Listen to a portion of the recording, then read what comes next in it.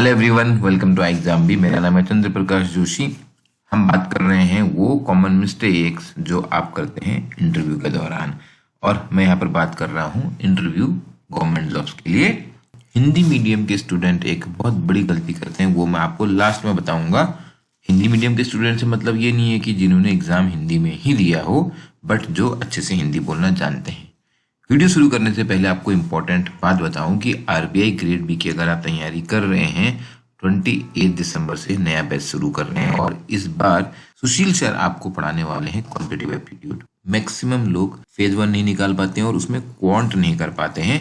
Detail में इस चीज का स्टडी प्लान दिया है नीचे डिस्क्रिप्शन में। आपकी जो कंप्लीट स्टडी गाइड है उसको फ्री में डाउनलोड कर सकते हैं। आपको आरबीआई के बारे में बेसिक चीजें, क्या वहां पे करियर होता है, क्या सैलरी पर्क्स है, किस टाइप का ट्रेंड रहा है वैकेंसीज में, और एलिजिबिलिटी एज पर 2024 नोटिफिकेशन। फिर पूरा आपको तैयारी के बारे में syllabus, cut off, phase 1 phase 2 detail में इसमें दिया गया है और कोर्स के फीचर भी दिए गए हैं। स्टडी गाइड जरूर डाउनलोड कर लेनी चाहिए। ऐसा होता है कि जब आप इंटरव्यू के लिए जाते हैं, आपसे पूछा जाता है ये जॉब आप क्यों करना चाहते हैं, why do you want to work with this organization, और मे बी डिपार्टमेंट में, किस एरिया में। हर ऑर्गेनाइजेशन के अंदर बहुत सारे काम होते हैं। What attracts you. आप बोलते हैं कि एग्जैक्टली मुझे पता नहीं है कि यहाँ पर काम क्या होता है और मैं तो जॉब चाहता हूँ, मुझे आप जॉब दे दीजिए, फिर मैं आने के बाद समझ जाऊंगा। आने के बाद आप समझोगे, ये जरूरी है। Not that you can have a very definite answer की suppose example you are going to appear in an interview for RBI and you say I would like to work in DEIO, Department of External Investment and Operations. That may not be a correct answer, but आपको ये तो पता होना चाहिए कि RBI करता क्या है, वहाँ पे इम्पोर्टेंट 4 डिपार्टमेंट क्या है, आपका इंटरेस्ट एरिया उनमें से 1, 2, 3 भी हो सकता है। But you can't really say क्योंकि मुझे पता नहीं है इसलिए मैं यह आंसर नहीं दे रहा हूँ। जॉब इंटरव्यू क्या है, देखिए कोई भी job interview in private sector, एक और आप हैं कैंडिडेट और एक और है ऑर्गेनाइजेशन।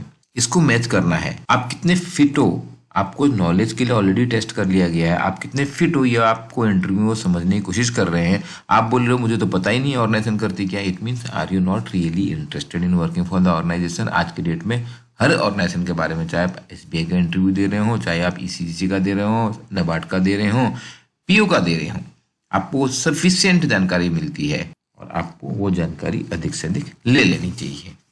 दूसरा, ये बहुत बहुत कॉमन सुनने को मिलता है स्पेशली गवर्नमेंट जॉब में जो लोग जा रहे होते हैं, मैं इसलिए काम करना चाहता हूँ क्योंकि मैं सोशल सर्विस करना चाहता हूँ। बहुत ही इनकरेक्ट आंसर है ये। आप चैट जीपीटी से भी पूछोगे ना सोशल सर्विस होती क्या है। सोशल सर्विस होती है जो वॉलंटरी होती है, जो आप बस अपनी स्वेच्छा से, अपनी खुशी के लिए कर रहे हो without any financial gain.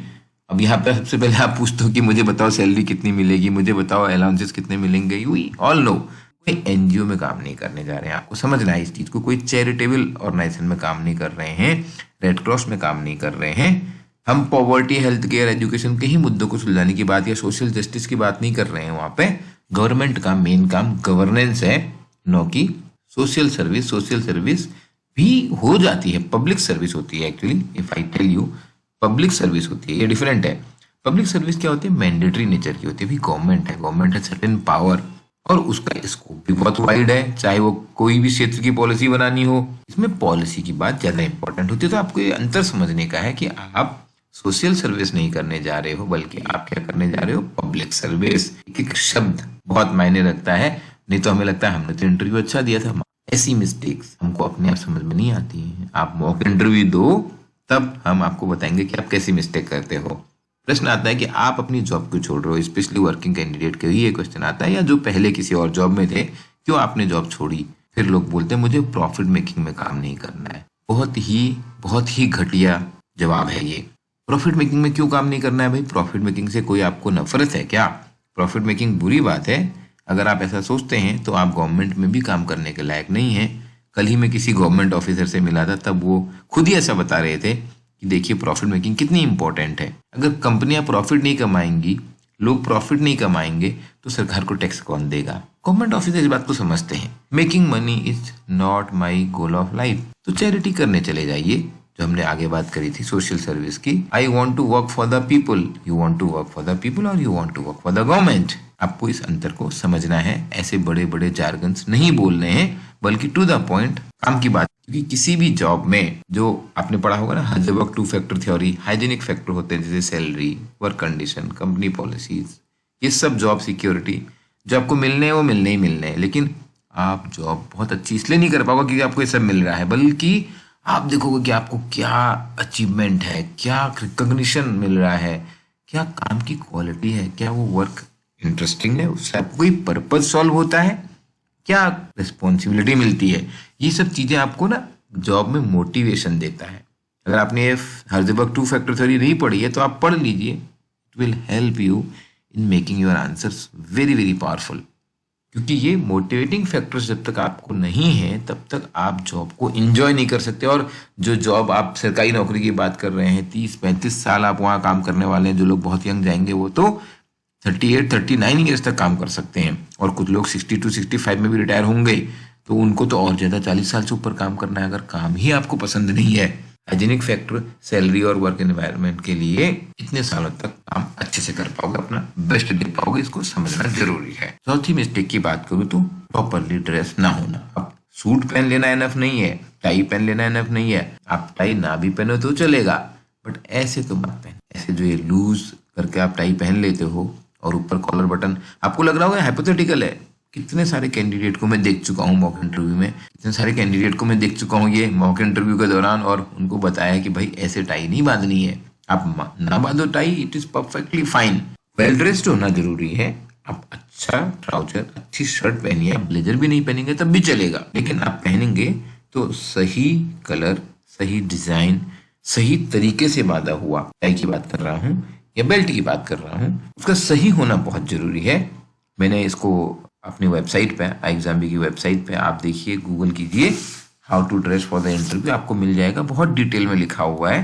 Under confident होना बहुत बड़ी मिस्टेक है। अंडर कॉन्फिडेंट और वो होते हैं हम अल्टीमेटली इंटरव्यू में जा रहे हैं, हमें पता नहीं लगता है, चेहरे पे स्ट्रेस है, देखिए बॉडी पोस्टर देखिए, ये देखिए फिंगर्स लॉक हो रखी हैं, जबरदस्त स्ट्रेस है, जबरदस्त अंडर कॉन्फिडेंट है बंदा, परफॉर्मेंस नहीं आ पाती है। They are looking for qualities, officers like qualities in you, और आप घबरा रहे हो बहुत ज्यादा, आपका माइंड भी अच्छे से काम नहीं करेगा, आंसर्स अच्छे नहीं आ पाएंगे। प्रैक्टिस से आपको इंप्रूव कर सकते हो। और इससे भी बड़ी प्रॉब्लम है ओवर कॉन्फिडेंट होना। सरकार में वो लोग तो चाहिए ही नहीं जो लोग अपने आप को राजा समझते हैं। राजा सरकार है, सरकार सरकारी ऑफिसर तो बिल्कुल नहीं है, कोई एक व्यक्ति नहीं है। आपको ये चीज समझनी है कि आप गवर्नमेंट सर्वेंट होने जा रहे हैं। अगर पहले से ही इतना एटीट्यूड है, इतना ओवर कॉन्फिडेंस है, तो इंटरव्यू बोर्ड इसको बहुत नेगेटिवली लेगा। आप अपने आप में कई बार नोटिस नहीं कर पाते हैं, but the way you sit, जिस तरीके से आप अपना पोस्चर बनाते हैं, जिस तरीके से आप बेंड हो रहे हैं, जो आपके फेशियल एक्सप्रेशन हैं, वो बहुत कुछ बता देते हैं इस बारे में। सातवां पॉइंट में बोलूंगा, इसके बाद आऊंगा वो सबसे इंपॉर्टेंट वाले पे, हिंदी मीडियम वालों के लिए।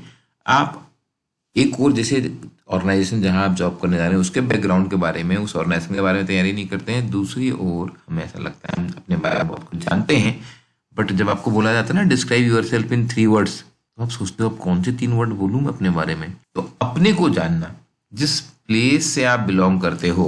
अब अगर आपको पूछा जाए आपकी पढ़ाई जबलपुर में हुई है, तो जबलपुर में क्या फेमस है, या भेड़ाघाट में नदी कौन सी बहती है, आप बोलते हो तो मेरे को क्यों पूछ लिया पता नहीं, जनरल अवेयरनेस का क्वेश्चन।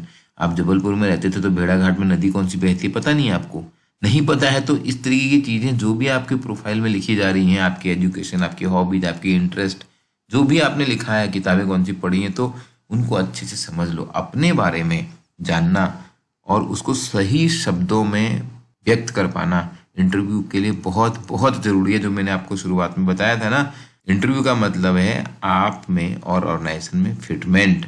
तो वो फिटमेंट बैठाने के लिए आपको अपने बारे में अच्छे से पता होना चाहिए, किन बातों को आप सही से एक्सप्रेस कर सकते हो। और हिंदी मीडियम, ये जो लास्ट पॉइंट है लेकिन सबसे इंपॉर्टेंट पॉइंट है, हिंदी मीडियम वाले क्या गलतियां कर रहे हैं। आपने एग्जाम इंग्लिश में दिया, ठीक है, अच्छी बात है, बट इंटरव्यू आप हिंदी में दे सकते हो। बहुत सारे लोग आ रहे हैं ऐसे इंटरव्यू देने के लिए, बट उनको अंग्रेजी बोलते नहीं बन रही है।